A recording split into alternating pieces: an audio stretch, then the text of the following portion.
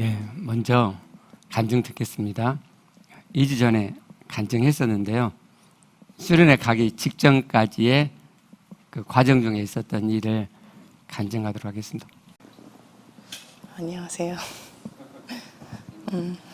요즘 설교를 듣는데 제 안에 쏙쏙 들어오는 느낌입니다. 이제서야 조금씩 들리기 시작하는 것 같습니다. 굉장히 경이롭고 이게 진짜라니 진리라니 너무 귀하고 아름답습니다. 살맛이 납니다. 지난 설교 중에 환경이 바뀌었네. 선악과를 따먹기 전에는 사망이 없었네. 그런데 뱀의 게임에 넘어가 하와가 먹고 또 아담도 먹었네. 그래서 에덴 동산에 쫓겨나 세상에서 살게 되었네. 에덴 동산에 사망 없는 생명의 삶이었는데 사망이 있는 세상 환경으로 바뀌었네. 그래서 환경이 바뀌어 우리도 세상에서 살게 된 것이었구나. 그런데 이 또한 사망의 삶에서 살게 될 우리를 어떻게든 생명의 삶에서 살게 하려고 하신 하나님의 놀라운 계획이라니 경이롭습니다. 그래서 이미 우리가 죄 지을 걸 알고 계셨기에 미리 장치들을 해놓으신 거였구나. 와, 하나님은 늘 저의 그런 선택의 결과에서도 저를 기다리시고 사랑해 주시는 것 같습니다. 그리고 회개하고 하나님께 돌아오길 바라시고 믿음을 더 진정성 있게 키우시길 바라시는 것 같습니다. 저의 자유의지로 인한 선택에 진짜 믿음을 보시는 하나님이야말로 완벽하신 분이십니다. 아직 지식적인 믿음이 많아 세상에서 허적되는 저이지만 진짜 진정성 있는 믿음 키워가는 하나님의 참 자녀가 되고 싶습니다. 최근 맛보았던 천국의 맛은 그리 오래 지속되지 않았습니다. 일상생활에서의 저의 정도가 더 드러났기 때문입니다. 요즘 매장이 조금 바빠졌었고 아이들이 방학이라는 이유로 큐티와 묵상, 양육이 소원해졌습니다. 그러하니 제 삶의 태도가 역시나 예전으로 다시 돌아가기 시작했습니다. 옛사람이 드글드글합니다. 저에게 끼쳐진 영향만 생각하고 상대 탓, 아이 탓을 하며 또 분을 내고 있었습니다. 그래, 이 정도지. 내가 그렇지 하며 실패감에 또 좌절스러웠습니다. 또 우울했습니다.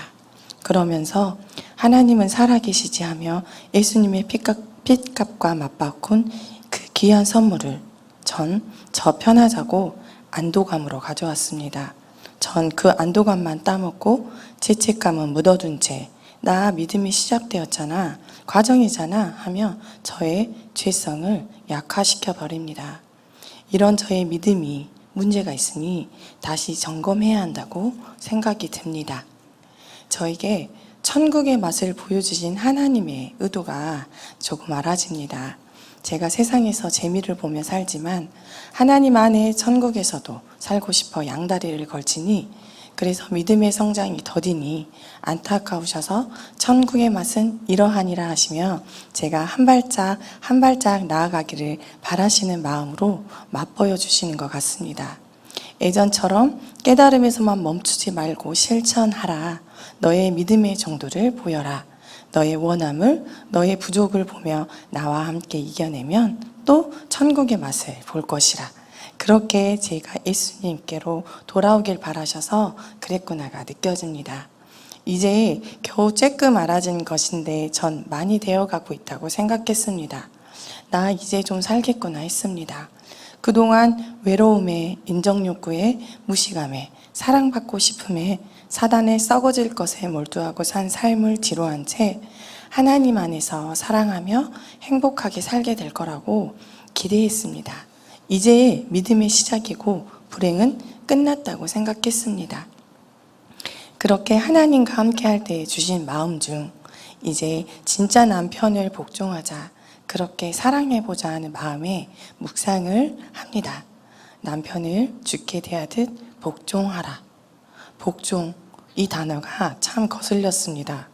뭔가 잘못한 것도 없는데 강한 사람에게 무릎 꿇는 약자가 되어가는 것 같음에 이 말씀이 거슬렸습니다. 그러함에도 제 영에서 하나님의 말씀대로 복종하고 싶음이 있기에 계속 묵상을 해봅니다. 입으로 중얼중얼거리며 머리에서 점점 마음으로 내립니다. 죽게 대하듯 내가 요즘 만난 신실하신 나를 사랑해 주시는 나의 주님을 대하듯 이거 명령이 아닌데? 복종? 이거 사랑하라는 것 같은데?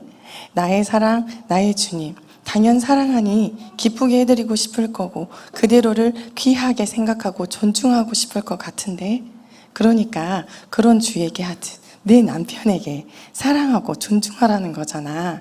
그게 복종인 거잖아. 내가 약자라는 게 아니잖아. 맞네. 결국 사랑이었습니다.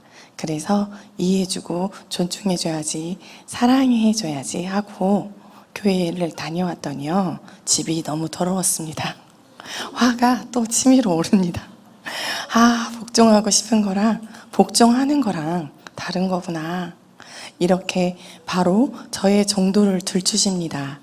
화내지 않고 짜증내지 않는 나의 기분이 좋게 행복하게 가족과 사랑하는 하나님 없는 나의 로망을 드러내시며 저를 위한 신앙임이 그리고 거짓 믿음임을 알게 하십니다. 그리고 이렇게 일깨워 주십니다. 실패했다는 안 될 거라는 옛사람의 생각을 버리고 나의 정도를 인식하고 실패 속에서 성장하는 나를 하나님을 믿고 나아가 보자. 좌절하지 마. 과정이라니까. 그럴 수 있다니까. 흠없는 예수님의 보혈로 나의 죄를 씻기고 주님과 함께 걸어가자. 얼마나 귀한가, 얼마나 감사한가. 하나님의 지극한 사랑과 감사로 살아가도 모자를 파네. 사단의 말에 휩싸여 나의 시간을 낭비하지 말자. 하나님과 꼭 붙어 있으자. 그래, 이렇게 좌절하지 않고 나아가며 하나님 기쁘시게 해드리자, 하나님 사랑해드리자 하는 마음으로 돌아서집니다. 실패는 없지, 과정만 있을 뿐이지 하며 또 돌아서고를 반복합니다. 신앙생활을 하며 이렇게 해야지 저렇게 해야지 하는 건 많은 부분이 행위적인 거였습니다. 특히나 마음에서 일어나지 않으면 잘 안 되는 저는 의지적으로는 되지 않았습니다. 그래서 못했습니다. 안 했습니다. 기분 좋을 때 내가 더 괜찮은 사람이 되기 위해 가족을 섬겼고, 그리고 내 마음대로 되지 않으면 분을 내는 지킬 앤 하이드처럼 이중적인 모습이었습니다. 그런 요즘 이런 제가 더 보아집니다. 제가 왜 사랑받고 싶은지, 왜 사랑하고 싶은지가 알아집니다. 제가 사연으로 많은 상황을 마주했구나, 그렇게 악을 풀어냈구나 하니 제 마음이 또 인식되어지고 객관화가 되기 시작합니다. 그리고 분노가, 짜증이 힘을 잃어가는 것이 느껴집니다. 제가 이렇게 깨닫고 바로 변하는 게 아닌 게 알아지고, 이럴 때일수록 내 마음을 보고 그리고 또 하나님 앞에 나아가 말씀 안에 나의 죄를 봐야 함이 더 알아집니다. 셀 모임 때 지채 언니가 하나님 없이 산 죄인임을 고백하며 하나님께 죄송하다고 하셨습니다. 그런데 전 하나님께는 죄송하진 않더라고요. 역시나 나를 위한 신앙이니 내 행위에 초점이 맞춰 있어서 그 상황과 내 감정을 해결하기에 급급했습니다. 그 분노가 사라지고 해결이 되면 일상생활을 하는 반복을 계속하고 있었더라고요. 진짜 지독하다. 나 진짜 언제 변하냐? 언제 믿음이 커져간다는 말이냐 하고 포기하고 싶은 마음이 들기도 합니다. 그런 제 마음 그대로 가져가 주님과 대화하고 주님의 말씀에서 죄를 보고 또 회개하며 그 죄의 자유함을 맛봐야 했었는데요. 그렇게 믿음의 진정성을 키워야 하는 것이었는데 또 제 입맛대로 하고 있는 면이 많은 저를 봅니다.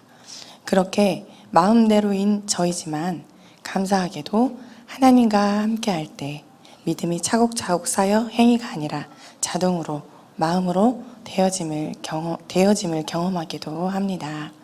매일 앞치락, 뒤치락, 옆치락, 빠꾸를 반복하는 삶을 살지언정 전 다시 하나님과 함께 손잡고 또 걸어나갈 것입니다. 예수님께서 이런 저를 위해 그 귀한 값진 피를 흘리시고 우리를 위해 십자가에 못 박혀 죽어 주셨으니까요. 죄를 지을지언정 죄 안 지어가게 해 놓으셨으니 포기하지 않고 하나님과 하나 되어 동행하고 싶습니다. 제가 하는 것이 아니고 하나님이 하시는 것이기에 하나님의 말씀으로 온전하게 순종으로 사랑으로 답하고 싶습니다. 하나님 사랑합니다. 아멘.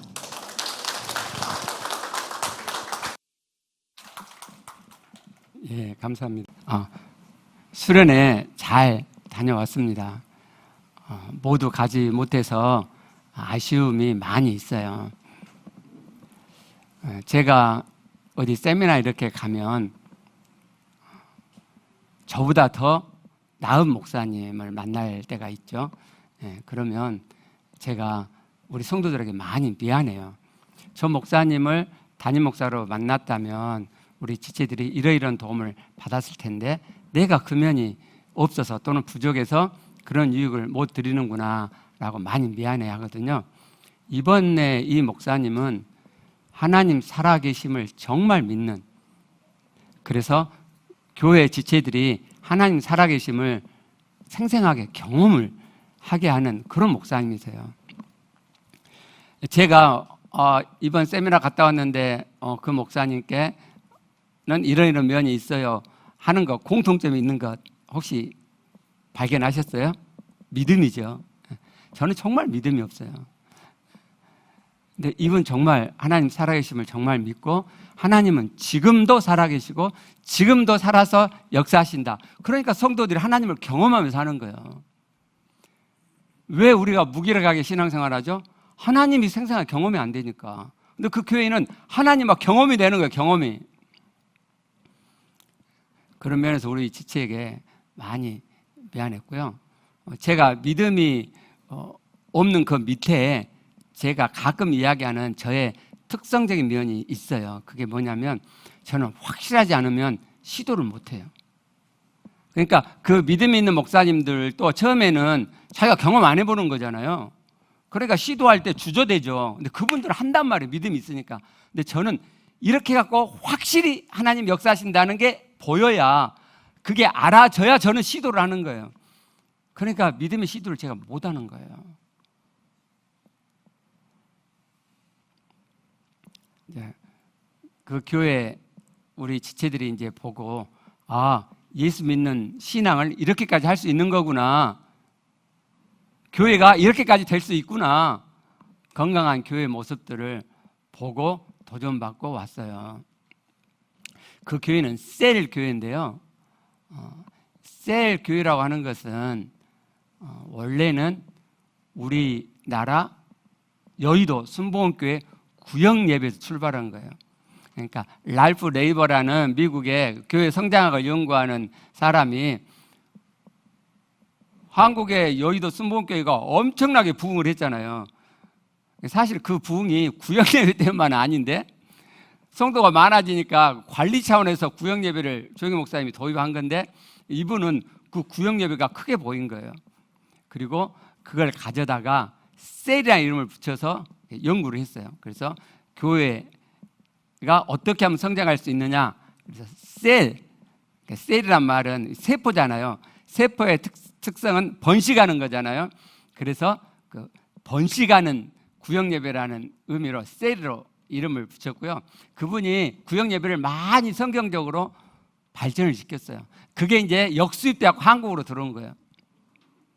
그래서 우리 개척 초기에 그 셀 운동들이 일어났고 제가 그때 우리 교회 지체들 몇 명하고 그 셀 컨퍼런스에 참석한 적이 있어요.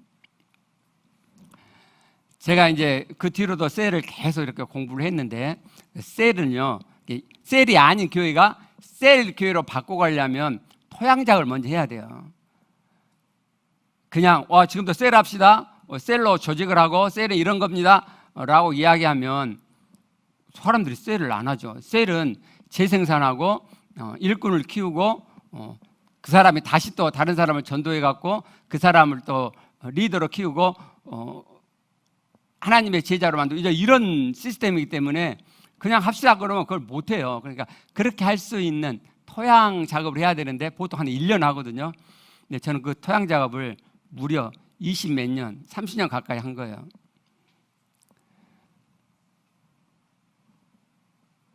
제가 이제 이 셀 공부를 하면서 어느 순간에 그만뒀는데, 이제 부산 풍성한교회가 셀 교회로 크게 성장한 교회 중에 하나거든요. 근데 거기 세미나를 제가 2기로 참석을 해가지고 쭉 듣는데 3개월에 한 번씩 가가지고 3박 4일인가 해가지고 계속 매대를 이렇게 배운단 말이에요. 근데 제가 그거 배우고 나서 그만뒀는데, 그게 뭐냐면, 왜 그랬냐면 그 목사님이요, 교회에서 성숙을 이야기하지 마라. 그럼 그 교회는 절대로 부흥하지 않는다. 그 말이 맞죠? 맞아요. 교회에서 성숙을 이야기하면 교회 부흥하지 않아요. 우리 교회 그러잖아요. 그런데 저는 그 당시에 마태복음 5장 48절 말씀이 있었어요. 너희 아버지 온전하신 것 같이 너희도 온전하라. 하나님의 구원은 온전한 거죠. 하나님을 닮아가는 온전을 이루는 거예요. 근데 온전을 이야기하지 말아요. 성숙을 아예 이야기하지 말해. 그럼 그 교회는 뭐냔 말이에요. 그래서 교회가 전도하고 많이 부흥을 했어요. 그게 뭔 의미가 있냐 이 말이죠. 이건 아니다. 나는 교회 지체들에게 성숙을 포기하면서 재생산하고 전도하고 교회를 배가시키는, 나는 그렇게는 못한다. 그리고 어떻게 하면 성숙할 수 있는지, 어떻게 하면 성경이 말씀하는 구원을 실제로 살아갈 수 있는지, 그걸 이제 고민하고 해온 거예요. 그렇게 하다 보니까 하나님께서 구원의 도리를 하나 둘씩 가르쳐 주셨고, 그래서 지금까지 온 거죠. 그리고 제가 얼마 전부터서 생각을 한 거예요. 이제 우리 지체들이 셀로 갈 수 있도록 토양 작업이 됐구나. 우리 교회 지체 중에 영혼을 사랑하고 전도하고 싶은 마음이 있는 분들이 있잖아요. 이제 셀로 전환할 수 있겠다. 그럼 어떻게 셀로 전환할까? 그 생각을 하고 있었어요.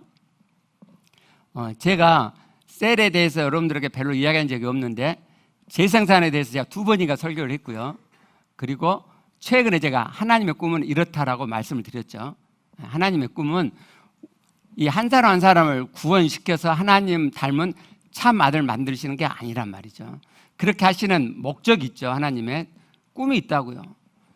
그렇게 하나님께서 부르셔서 하나님 참 아들, 하나님 닮아가는 참 아들로 거룩한 하나님의 백성을 만드셔가지고 그 사람들의 먼 이 교회를 통해서 교회 밖에 있는 이 세상에 하나님은 이러시다, 하나님은 살아계시다 라는 것을 보여주는 공동체. 이스라엘이 그걸 실패했어요. 그래서 예수님 오셔서 다시 그걸 시작하셨어요. 그게 우리 교회예요. 교회는 우리끼리 모아가지고 하나님께서 예수님이 십자가에서 피 흘려서 우리 죄를 용서해 주셨다, 너무너무 감사하다, 찬양하자, 그게 아니고요. 하나님의 거룩한 나라가 돼서 제사장 역할을 하는 거예요. 그게 하나님의 꿈이에요. 하나님의 꿈. 최근에 제가 하나님의 꿈에 대해서 말씀을 드렸어요. 그 말씀을 드린 것은 이제 셀로 전환할 수 있겠다라고 생각을 했기 때문이에요. 근데 하나님께서 막 한꺼번에 막 지금 부어주고 계세요. 제 나이가 있잖아요. 근데 지금 제가 여러분에게 셀이란 이런 겁니다라고 이야기하고, 하나님의 꿈인 교회는 이런 교회입니다라고 하나하나 이렇게 알려드리면 또 세월이 언제 걸려요. 그죠? 하나님이 지금 막 부어주세요. 무슨 말씀이냐면, 이제 우리가 구원의 도리는 애지간히 이제 깨달은 거예요. 하나님 주실 건 주셨어요. 이제 오늘 또 그 말씀을 드리겠지만, 그러면 이제 하나님의 꿈을 이루는 교회가 되잖아요. 하나님께서 막 지금 제가 8월 달이요, 지난주부터선가 그 앞주에서부터인가 일정이 딱 하루 비어요. 다음 주인가 그 다음 주까지 딱 하루 비고 계속 세미나 가요. 이번 주도 서울 은혜교회, 제가 옛날에 한번 말씀드렸던, 옛날이 아니고 얼마 전에 말씀드렸던 그 교회는 무조건 교회에 데리고 와요. 무조건. 그리고 그 교회 오면 하나님을 경험하게 해줘요. 하나님을 경험하게 해준 프로그램이 그 교회가 2개가 있는데 그중 하나를 월요일 날은 성경 세미나 하나를 가고 또 수요일에 가가지고 토요일까지 제가 그 세미나 참석하고 와요. 그 교회도 하나님을 경험하게 한단 말이에요. 하나님께서 막 좀 부어주고 계세요. 그래서 제가 그걸 부지런히 배워서 여러분들에게 알려드릴게요. 근데 저는 이번 그 서울 은혜교회처럼 제가 먼저 가서 보고 확실하다 그러면 여러분께 알려드리는데, 이번에 서울숲교회 컨퍼런스는 하나님께서 정교인 가거라라는 마음을 주셨어요. 그래서 대뜸 제가 여러분께 광고했고, 먼 거리임에도 불구하고 많은 분들이 참석해 주셨어요. 거의 70명 정도가 이렇게 갔다가 온 인원까지 하면은 되거든요. 이제 참석하시고 아쉬운 면도 있었는데, 우리가 더 우리에게 주신 것을 합쳐가지고 정말 성경적인 교회, 하나님 디자인하신 그 교회, 하나님의 꿈을 한번 이루어 드려 보게요. 하나님 마음 시원케 한번 해드려 보게요. 막 이런 것은 너무 좋다 하나님이 그러시는데, 이건 뭐냐, 그런 것이 없이 하나님이 딱 보시고 내 마음이 완벽하게 시원하다 하실 만큼 그렇게 하나님의 꿈을 이루어 드려 보게요. 교회 부흥이 아니고 하나님의 꿈이에요. 교회 부흥이 아니고 하나님의 꿈을 이루어 드려, 하나님의 꿈을. 자칫하면 교회의 부흥에 초점을 두고, 그리고 우리가 좋은 것에 초점을 두게 돼요. 우리가. 그게 아니라 하나님의 꿈을, 성경에서 말씀하신 그대로가 실현되는, 그래서 하나님의 꿈이 이루어지는 교회. 우리만 좋은 게 아니고 하나님을 나타내 보여서 많은 영혼들을 하나님께 돌아오게 하는 교회. 그러면요, 그런 교회가 되면은요, 우리하고 우리 자녀가 복돼요.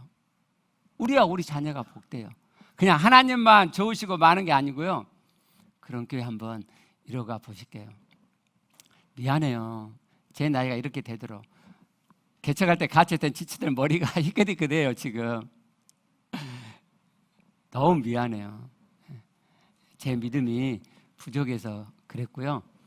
이제 한 걸음을 내디딜 수 있는, 여전히 먼저 하고 있는 교회를 하나님이 보여주셔서 얼마나 감사한지 몰라요. 그들이 시행착오를 많이 거쳤고, 그리고 지금 확실하게 하고 있잖아요. 그걸 제가 배워서 이렇게 해도 안 해본 거잖아요. 근데 지금은요, 그래도 발걸음을 내디딜 수 있을 만큼의 믿음을 하나님이 주셨어요. 시작할 수 있어요. 이제 우리 한번 시작해 보시게요. 오늘은 은혜의 하나님, 은혜의 복음에 대해서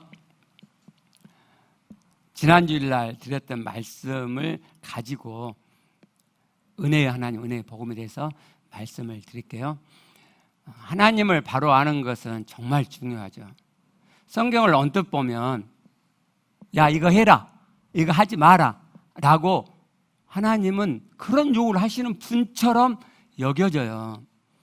그런데요, 성경을 좀 더 자세히 들여다보면요, 하나님은 은혜를 베푸시는 분이세요. 은혜를 베풀어 주신 은혜의 하나님이세요. 은혜라고 번역된 이 단어는 헬라어 카리스거든요.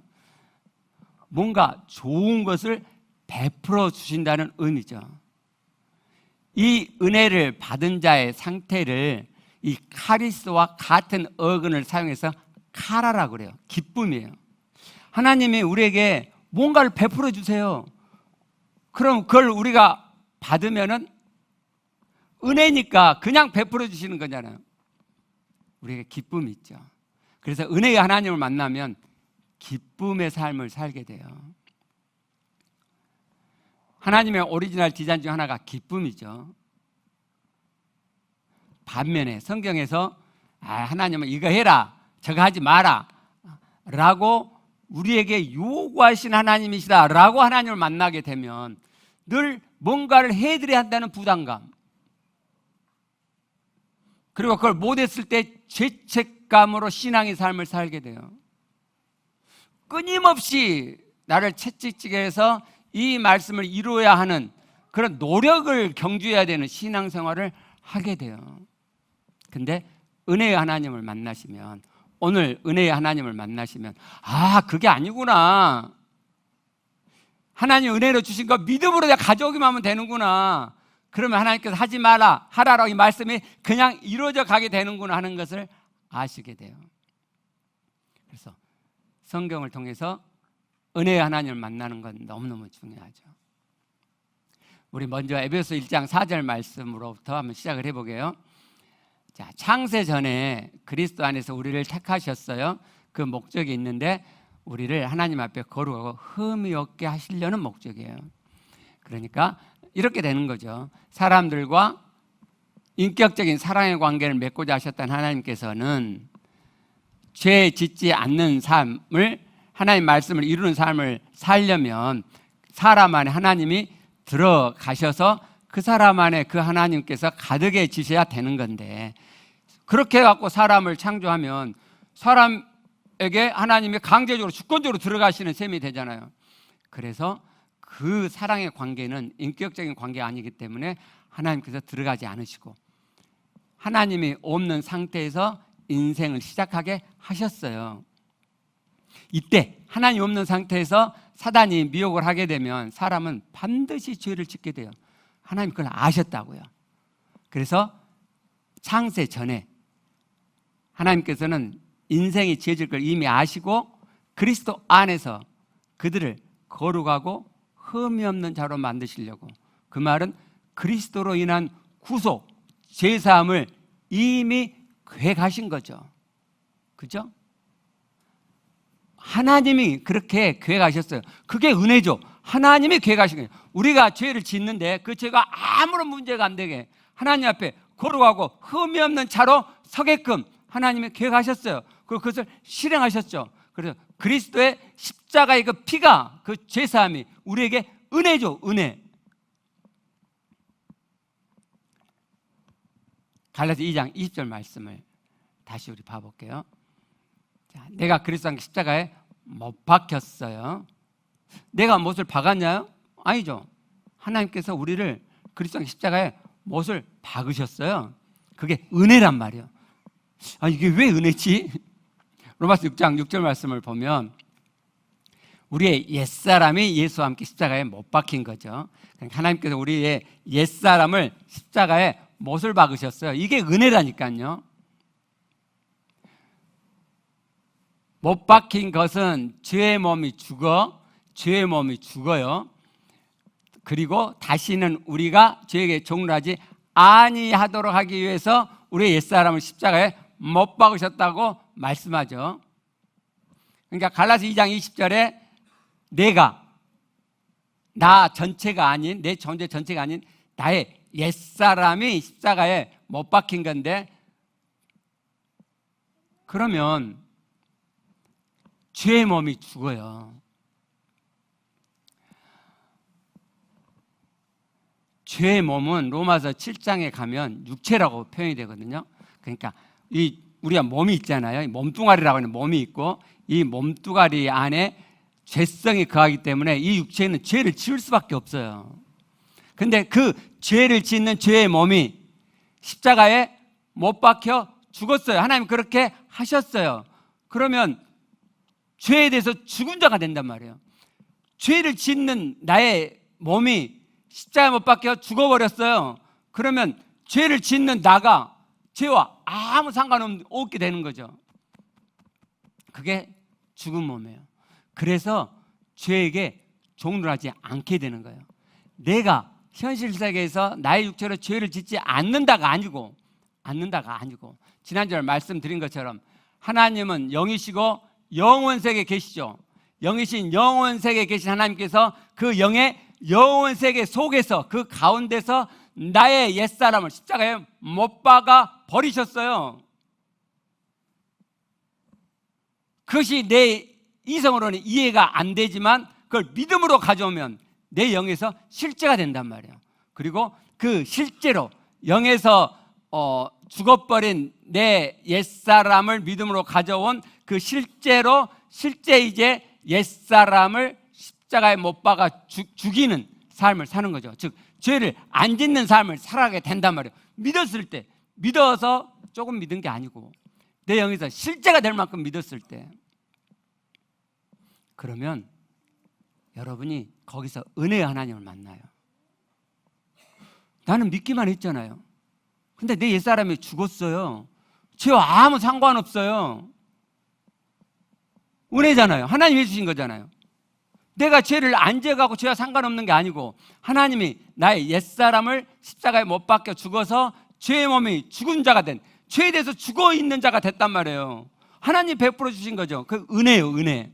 나는 그걸 믿음으로 가졌을 뿐이에요. 그래서 은혜의 하나님을 만나는 거예요. 나의 옛사람이 십자가에 예수와 함께 못 박혀 죽은 것, 그게 은혜예요. 죄를 짓는 이 몸이 죽어버린 것, 내가 그걸 믿음으로 가졌을 때 내 영에서 그게 실제가 돼요. 내 영에서 죄와 아무 상관없는 마음이 되는 거예요. 그리고 7절을 보시면 왜 이것이 은혜가 되는지 더 자세하게 나와요. 이는 그랬죠. 이는 헬라어에 저게 까르가 있어요. 까르는 이유를 설명하는 접속사거든요. 왜 우리가 죄에게 종로를 하지 않게 되느냐. 여러분, 죄 안 짓고 싶으시죠? 죄에게 종로도 그만하고 싶으시죠? 길이 있다니까요. 하나님이 해놓으셨어요. 7절, 죽은 자. 왜 죽은 자죠? 내 옛사람을 하나님께 십자가에 못 박아 버리셨잖아요. 영의 영원세계 그렇게 이미 해놓으신 거잖아요. 내가 죽은 자예요. 내 옛사람이 죽은 자라고요. 그 죽은 자가 죄에서 벗어나 죄로부터 의롭다 하심을 얻었음이라. 이게 단어 하나예요. 그러니까 이렇게 되는 거예요. 자, 옛사람이 십자가에 예수와 함께 못 박혀 죽었어요. 그것은 곧 죄의 몸이 죽은 거죠. 죄의 몸이 죽었으니까 내가 짓는 죄와 아무 상관없죠. 내 옛사람이 지금 죄를 짓는데 이 옛사람은 이미 영의 영혼에서 죽어버렸잖아요. 이미 일어난 사건이잖아요. 하나님 그렇게 하셨잖아요. 죄와 아무 상관없어요. 그러면 내가 죄에게 종이 안 되는데, 왜 그러냐면은 죄와 아무 상관없는 자가 이미 되어버렸으니까. 죄를 안 짓는 자를 의롭게 됐다고 이야기하죠. 하나님의 말씀을 다 이룬 자를 의롭게 됐다고 이야기하는 거예요. 내가 현실 세계에서 죄를 하나도 안 짓는, 말씀을 다 이루는 의로운 자가 됐다는 게 아니고요. 지난주에 말씀드린 것처럼 영의 영혼 세계에서 하나님이 내 옛사람을 십자가에 못 박혀 죽으시고 죄와 아무 상관없는 자로 만드셨어요. 그러니까 나는 의롭게 됐죠. 그게 완료형이에요, 완료형. 의롭게 됐어요. 의롭다 하심을 받는다는 뜻이 아니라 그랬죠. 진짜 의롭게 하셨어요. 의롭지 않는데 의롭다고 칭해 주는 게 아니고 의롭게 하셨어요. 죄와 아무 상관없으니까 내가 의로운 자죠. 이미 완료돼 있어요. 이걸 내가 믿음으로 가져오면 내 영에서 진짜 의롭게 되는 거예요. 진짜 의로운 자가 되는 거예요. 그럼 내 안에 죄로부터의 자유가 일어나겠죠. 그죠? 죄를 지어도 아무 상관이 없는 자유가 내 안에 일어나요. 의롭게 된, 죄에게 종로하지 않는 기쁨이 내 안에 일어나요. 하나님의 오리지널 디자인이 이렇게 믿으면 되는 거예요. 믿으면. 그러면 내가 의롭게 됐어요. 그러면 나는 거룩한 자가 되죠. 그래서 고린도전서 1장 2절을 봤었어요. 하나님께서 우리를 성도라고 거룩한 자로 부르시는데 어떤 상태에 있는 자를 거룩한 성도라고 부르시느냐? 거룩하여진 자, 거룩해진 상태에 있는 자. 저 거룩하여지다가 상태를 의미하는 분사인데 그게 완료태예요.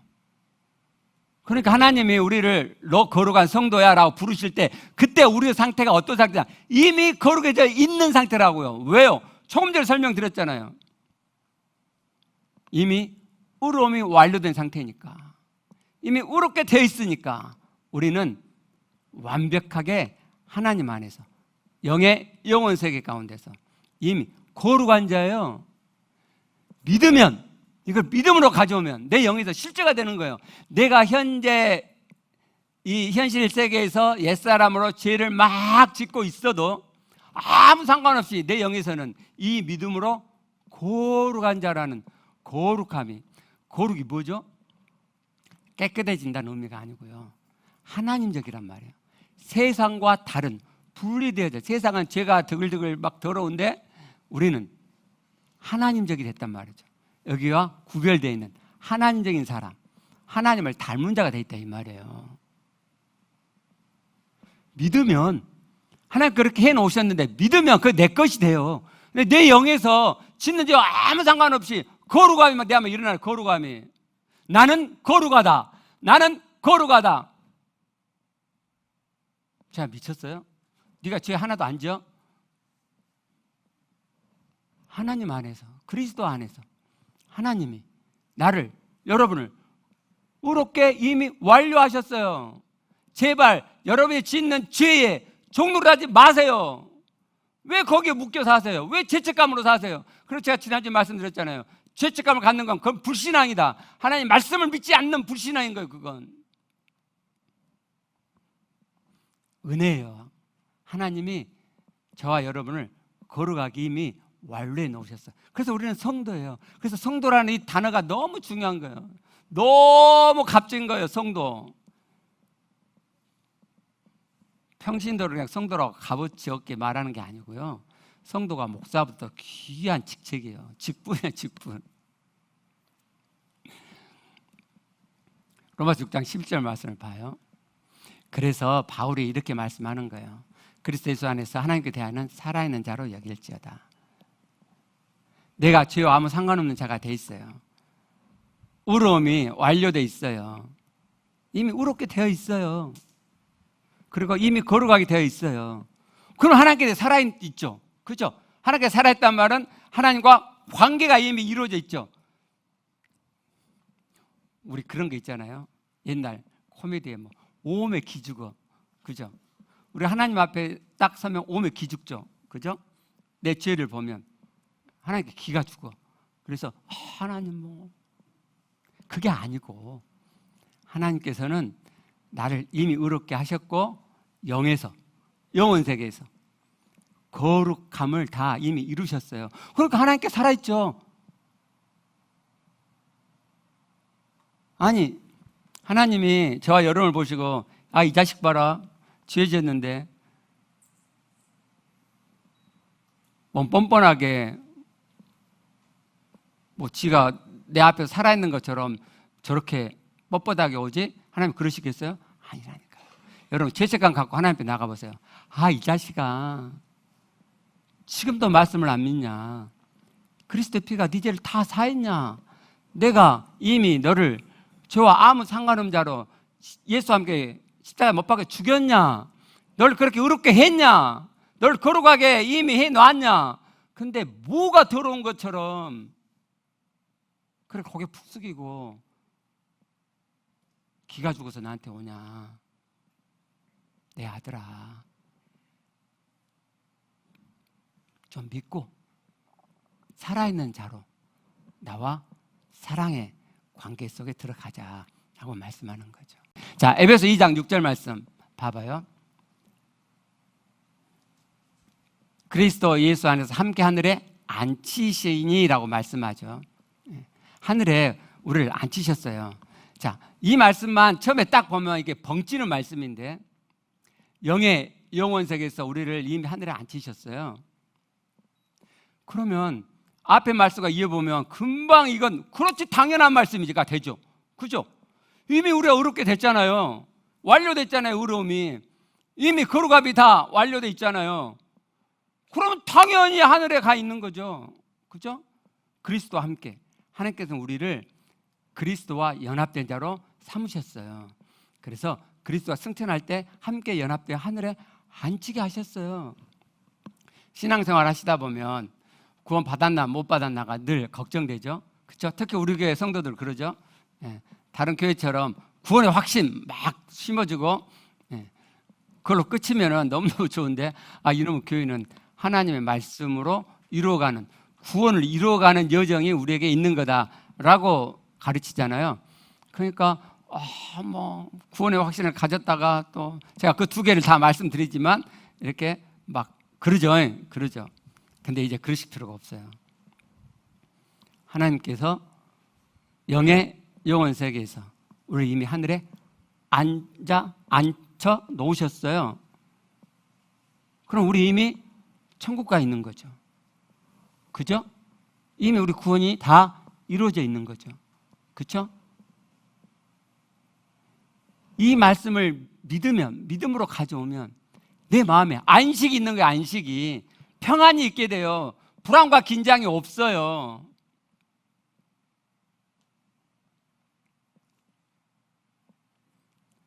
로마서 그 말씀 한번 띄워줘 보세요. 네. 그래서 우리를 영화롭게 하셨다는 게 과거잖아요. 이미 하나님 우리를 영화롭게 하셨어요. 하늘에 앉힌 자가 되게 하셨다니까요. 우리는 영화로운 자예요. 여러분이 지금까지 제가 전해드린 이 말씀을 정말 마음으로 믿잖아요. 그러면 내 마음에서 영화로움이 피어올라요. 아, 나는 거룩한 자구나. 나는 영화로운 자구나. 이미 영화롭게 되었구나가 내 마음에서, 내 영에서 피어올라요. 이게 하나님의 은혜예요. 은혜. 하나님의 은혜예요. 그래서 우리가 하나님의 구원의 도리를 제대로 이해하면 하나님의 은혜 가운데, 이 풍성한 이 깊은 은혜 가운데서 신앙의 삶을 살 수 있게 되는 거예요. 막 노력해갖고 되는 게 아니라 이 은혜가 넘쳐서 하나님이 의롭게 놓으셨고 거룩하게 놓으시고 영화롭게 하셨기 때문에 이것이 내 영에서 실제되어서 나오는 거예요. 하나님 말씀을 이루어감이 저절로 자연스럽게. 말씀을 마치기 전에 한 가지, 사실 상당히 많은 시간 동안 말씀을 드려야 되는데 그럴 만한 분량의 말씀도 없어요. 이 말씀이 너무너무 중요한 말씀이에요. 한 가지 말씀드릴게요. 사람의 마음은 심히 거짓되고 부패하죠. 그렇죠?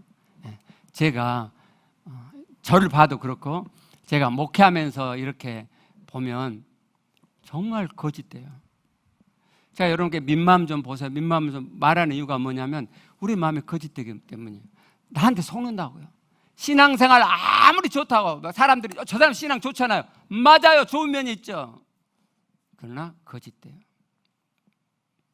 자기 신앙에 자기가 속아요. 자, 은혜의 하나님을 여러분께 전했어요. 믿음으로 가져가면 여러분께 실제가 돼요. 마지막 말씀. 우리는 이미 하늘에 앉혀져 있어요.